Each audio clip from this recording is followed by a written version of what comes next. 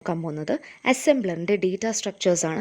So അസംബ്ലറിന് basically രണ്ട് major internal data structures ആണുള്ളത്.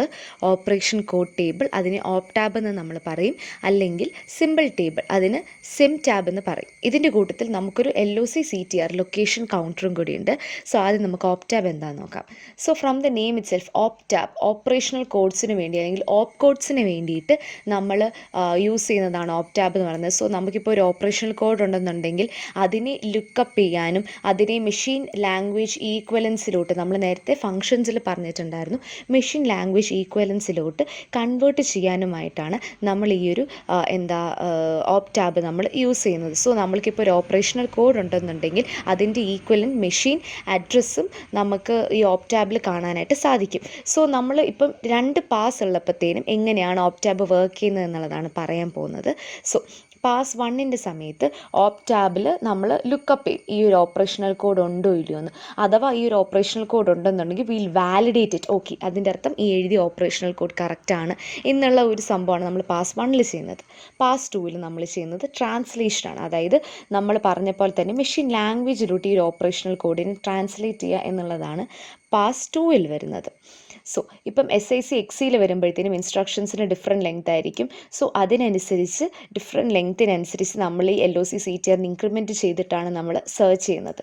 So അപ്പം അതാണ് ഫസ്റ്റ് പാസിൽ നടക്കുന്നത്.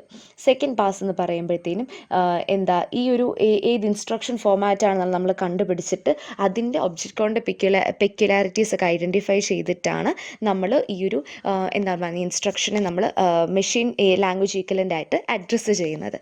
സോ OPTABിനെ നമ്മൾ യൂഷ്വലി റെപ്രസെൻറ്റ് ചെയ്യുന്നത് ഹാഷ് ടേബിൾ ഫോമാറ്റിലാണ്. ഹാഷ് ടേബിൾ എന്ന് പറയുമ്പോഴത്തേക്ക് ഓപ്പ് കോഡ്സ് ആയിരിക്കും കീസ്, അതായത് അതിനെ യൂസ് ചെയ്താണ് നമ്മൾ പറഞ്ഞില്ല, ഇപ്പോൾ ഒരു ഓപ്പ് കോഡിന് അതിൻ്റെ നെയിം പാഡ്, സബ്, അല്ലെങ്കിൽ ഇപ്പം മൂവ്, അങ്ങനത്തെ സംഭവങ്ങളൊക്കെ നമ്മൾ ഈ ഒരു ഓപ്പ് കോഡിൻ്റെ കീ യൂസ് ചെയ്ത്, അപ്പം ഓപ്പ് കോഡിനെ കീ ആയിട്ട് യൂസ് ചെയ്തിട്ടായിരിക്കും നമ്മൾ ഈ ഒരു OPTABിൽ സെർച്ച് ചെയ്യുന്നത്. സോ ഹാഷ് ടേബിൾ ആയതുകൊണ്ട് തന്നെ നമുക്ക് ഫാസ്റ്റായിട്ട് റിട്രീവ് ചെയ്യാനായിട്ട് സാധിക്കും with minimum of searching. And OPTAB ഒരു സ്റ്റാറ്റിക് ടേബിളാണ്, നമുക്ക് ഒരു എൻട്രീസിനെയും ആഡ് ചെയ്യാനോ ഡിലീറ്റ് ചെയ്യാനായിട്ടോ സാധിക്കില്ല. So that is the first എന്നാണ് പറയുന്നത് type of the data structure. Second type SYMTAB. അപ്പം OPTAB എന്ന് പറയുന്നത് ഓപ്പറേഷണൽ കോഡ്സിന് വേണ്ടിയാണെന്നുണ്ടെങ്കിൽ SYMTAB എന്ന് പറയുന്നത് അഡ്രസ്സസിനെ ലൈക്ക് വാല്യൂസിനെ സ്റ്റോർ ചെയ്യാൻ വേണ്ടിയിട്ടാണ്, ലേബിൾസിൻ്റെ. അതായത് ഇപ്പം ഞാൻ ലൂപ്പ് എന്ന് പറഞ്ഞൊരു വേരിയബിൾ ഡിക്ലെയർ ചെയ്തു എന്നുണ്ടെങ്കിൽ ഈ ലൂപ്പ് എവിടെയാണ് ബിഗിൻ ചെയ്യുന്നത്, ഇതിൻ്റെ അഡ്രസ്സ് കാര്യങ്ങളൊക്കെ SYMTABിലായിരിക്കും സ്റ്റോർ ചെയ്യുക. So the name and the address അല്ലെങ്കിൽ ഇതിൻ്റെ value for each label in the source programme together with the flags will be stored in the SYMTAB. So അതിൻ്റെ ഫ്ലാഗിൻ്റെ കാര്യങ്ങളൊക്കെ നമ്മൾ പാസ് 1ഉം 2ഉം പറയുമ്പോഴത്തേന് കുറച്ചുകൂടി ഡീറ്റെയിൽ ആയിട്ട് മനസ്സിലാക്കാനായിട്ട് സാധിക്കും. SYMTABിൻ്റെ OPTABിൻ്റെയും ആപ്ലിക്കേഷനും മേ ബി പാസുകൾ പറയുമ്പോഴത്തേനും കുറച്ചുകൂടി മനസ്സിലാക്കാനായിട്ട് സാധിക്കും. ഇനി പാസ് 1നകത്ത് നമ്മൾ ലേബിൾസിനെ എൻറ്റർ ചെയ്യുവാണ് SYMTABിൽ. സോ ഇപ്പം OPTAB SYMTAB വെച്ച് നോക്കുമ്പോഴത്തേനുള്ള ഫസ്റ്റ് ഡിഫറൻസ് നമുക്ക് കിട്ടി. ഇതിനകത്ത് നമുക്ക് കുറച്ചുകൂടി ഫ്ലെക്സിബിളാണ് SYMTAB, നമ്മൾ എൻറ്റർ ചെയ്യുകയാണ് ചെയ്യുന്നത്. അല്ലെങ്കിൽ ഒരു എക്സിസ്റ്റിംഗ് ആയിട്ടുള്ള OPTAB എന്ന് പറയുമ്പോഴത്തേനും ഒബ്വിയസ്ലി നമുക്കൊരു സെറ്റ് ഓഫ് ഓപ്പറേഷണൽ കോഡ്സ് കാണുമല്ലോ. SYMTAB എന്ന് പറയുമ്പോൾ ലേബിൾസിന് നമുക്ക് പല രീതിക്ക് പേര് കൊടുക്കുക, അതുകൊണ്ട് തന്നെയാണ് ഇത് ഫ്ലെക്സിബിൾ ആയിട്ടുള്ളത്.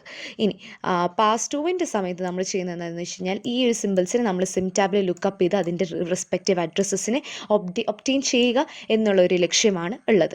SYMTABും നമ്മൾ ഹാഷ് ടേബിൾ ഫോമാറ്റിലാണ് നമ്മൾ ചെയ്യുന്നത്.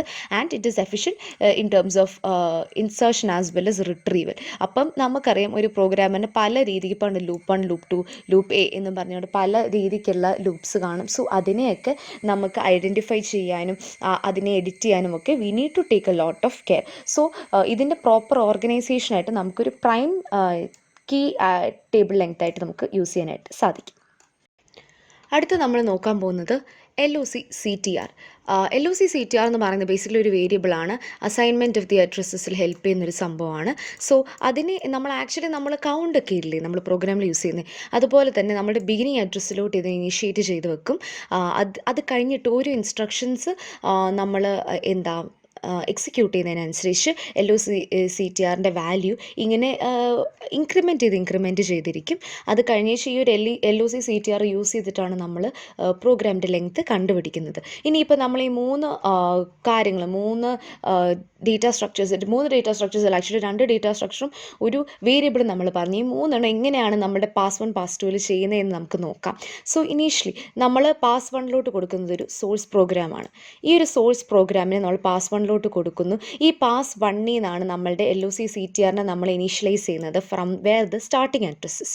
അപ്പം ആ ഒരു address with respect to that address ആയിരിക്കും SYMTABിൽ നമ്മുടെ ലേബിൾസിനെയൊക്കെ കയറ്റുന്നത്.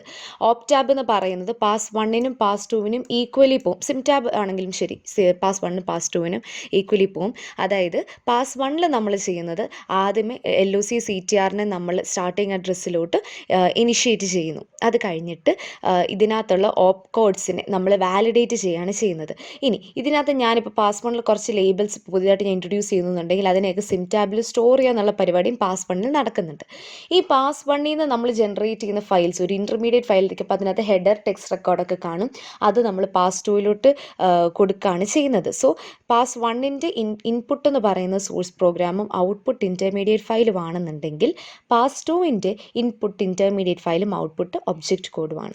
ഇനി ഈ പാസ് 2ൽ ഈ SYMTABിന് നമ്മൾ ഓരോന്നിൻ്റെയും അഡ്രസ്സ് നമ്മൾ എടുക്കുകയാണ്. അതുപോലെ തന്നെ ഓപ്പ് കോഡ്സിൻ്റെയും നമ്മൾ OPTABിൽ നിന്ന് എടുക്കുകയാണ് ചെയ്യുന്നത്. സോ ഇതാണ് ബേസിക് ഫ്ലോ എന്ന് പറയുന്നത് പാസ് 1ൻ്റെയും പാസ് 2ൻ്റെയും.